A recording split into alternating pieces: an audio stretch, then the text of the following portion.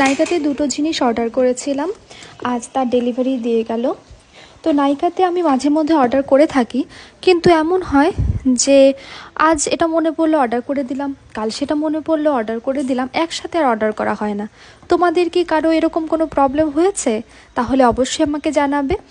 আর এই প্রোডাক্টটা ওপেন করছি, দেখা যাক এখানে কি কি আছে। আর ওপেনিং ভিডিও রাখা তো মাস্ট, কারণ অনেক সময় প্রোডাক্ট যদি মিসিং থাকে তাহলে সেটা কমপ্লেন করতে সুবিধা হয়। তো এখানে একটা ভৃঙ্গরাজ অয়েল ছিল ইন্দুলেখা, আর তার সাথে অর্ডার করেছিলাম এই সানস্ক্রিন, নিউট্রিজেনার সানস্ক্রিন আল্ট্রা শিয়ার ড্রাই টাচ সানব্লক।